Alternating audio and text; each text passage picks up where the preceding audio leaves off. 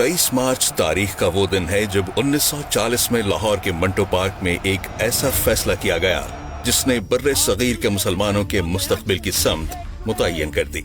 इसी दिन करारदाद पाकिस्तान मंजूर हुई, जिसने एक आजाद और खुद मुख्तार रियासत के कयाम की बुनियाद रखी। ये दिन सिर्फ एक तारीखी करारदाद की याद नहीं बल्कि इस अज़्म की अलामत है कि मुसलमान अपनी सियासी, माशी और अस्करी खुद मुख्तारी के लिए हर चैलेंज का मुकाबला करेंगे। और शायद इसी अज़्म का पहला बड़ा इम्तिहान क़याम पाकिस्तान के फौरन बाद सामने आ गया, जब 1947 में बर्रे सगीर की तक़सीम हुई तो जम्मू और कश्मीर एक खतरनाक सियासी और अस्करी बहरान के दहाने पर खड़ा था।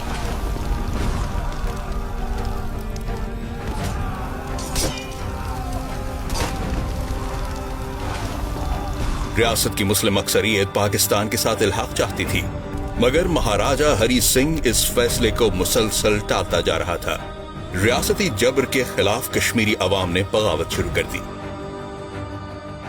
मकामी मुजाहिदीन के साथ शुमाल मगरबी सरहदी इलाकों से कबायली रजाकार भी इस जद्दोजहद में शामिल हो गए। इब्तिदा में लड़ाई महदूद हथियारों और घात हमलों तक महदूद थी।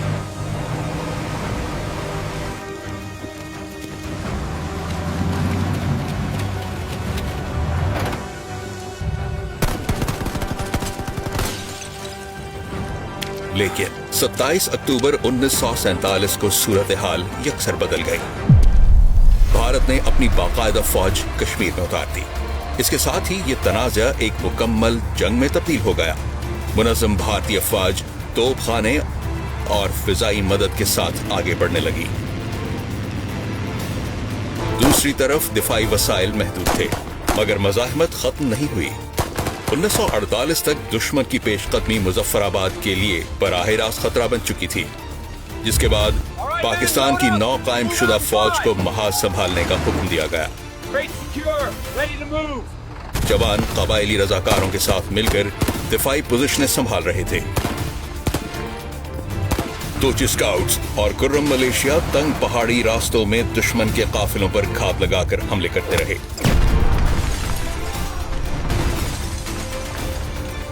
कई मकामात पर लड़ाई इंतहाई करीब फासले पर लड़ी गई, जहां राइफल फायर, मशीन गनों और दस्ती बमों की गूंज पहाड़ों में गूंजती रही। चिखोटी का महाज मुजफ्फराबाद के दिफा की सबसे अहम पोजीशन बन चुका था। चिखोटी के ऊपर वाक़े पांडु की बुलंद पहाड़ियां पूरे इलाके पर हावी थी। जब भारतीय फौज ने मई 1948 के आखिर में इन बुलंदियों पर कब्जा हासिल किया तो पाकिस्तानी पोजीशंस मुसलसल दुश्मन की निगरानी और फायर की जद में आ गई। इस सूरत हाल ने वाज़े कर दिया कि पांडु को वापस हासिल किए बगैर मुजफ्फराबाद का दिफा मुमकिन नहीं रहेगा। उस वक्त महाज की मजमूई कमान मेजर जनरल मोहम्मद अकबर खान के पास थी, जबकि अगले मोर्चों में लेफ्टिनेंट जमान और लेफ्टिनेंट MS बहादुर जैसे अफसरान अपने जवानों के साथ दिफाई पोजीशनें संभाले हुए थे। इसी दौरान एक जुर्रतमंदाना मंसूबा तैयार किया गया। फैसला यह हुआ कि दुश्मन को हैरान करने के लिए पाकिस्तान दस्ते सीधा सामने से हमला नहीं करेंगे, बल्कि जनूबी सिमत की दुश्वार गुजार पहाड़ी ढलवान से रात की तारीकी में चढ़ाई करके हमला करेंगे। 20 जुलाई 1948 की रात पाकिस्तानी जवान खामोशी से 6000 फुट बुलंद पथरीली ढलवानों पर चढ़ रहे थे। उनके कंधों पर असलहा और गोला बारूद था और सामने सिर्फ अंधेरा और खतरनाक रास्ते। सख्त सर्दी, थकन और बुलंदी के बावजूद पेशकदमी जारी रही। मकसद सिर्फ एक था, दुश्मन को अचानक हैरान करना। तुलुए फजर के वक्त मेजर AH आफरीदी की क़यादत में पाकिस्तानी दस्ते दुश्मन की पोजीशंस के करीब पहुंच चुके थे।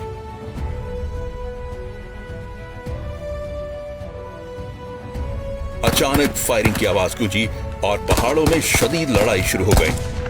मशीन गन पोजीशंस पर कब्जे के लिए करीब फासले की जंग लड़ी गई, जबकि दुश्मन के जवाबी हमलों को राइफल और मॉर्टर फायर से पसपा किया गया। इसी दौरान कबायली रजाकार दस्तों की क़यादत कैप्टन खालिद खान और सूबेदार काला खान कर रहे थे। उनके दस्ते पहाड़ी रास्तों से दुश्मन के अक़ब में दाखिल हो चुके थे और कुमक और रसद के रास्ते काट रहे थे। लड़ाई कई दिन तक जारी रही। पहाड़ों में वक्फे वक्फे से फायरिंग, मार्टर धमाकों और मुसलसल दबाव ने दुश्मन को थका दिया। भारतीय फौज की कमान इस महाज पर ब्रिगेडियर खन्ना के पास थी, जबकि मजमूई ऑपरेशन में 161 और 77 ब्रिगेड्स शामिल थी।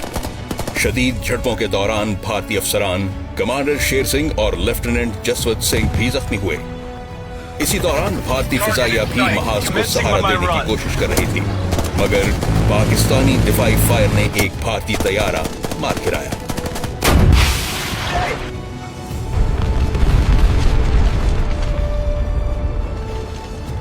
जुलाई 1948 की रात तक पाकिस्तानी अफवाज ने पांडों के गिर्द घेरा मजबूत कर लिया था।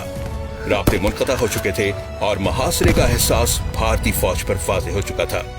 रात की तारीकी में भारतीय दस्ते अपनी पोजीशन छोड़कर पसपा होने लगे। अगली सुबह जब धुंध छटी तो पांडों की पहाड़ियों पर पाकिस्तानी परचम लहरा रहा था। इस मार्के में भारतीय फौज को भारी नुकसान उठाना पड़ा, जबकि बड़ी मिकदार में असलहा और जंगी सामान पाकिस्तानी अफवाज के कब्जे में आ गया। इस फौज ने मुजफ्फराबाद पर मंडलाता खतरा हमेशा के लिए खत्म कर दिया और दुश्मन की पेशकदमी रोक दी। मार्का पांडु सिर्फ एक फौजी कामयाबी नहीं था, ये इस अज़्म की अलामत था कि जब वतन के दिफा की बात आए तो कम वसाइल, दुश्वार पहाड़ और सख्त हालात भी कौम के हौसले को शिकस्त नहीं दे सकते।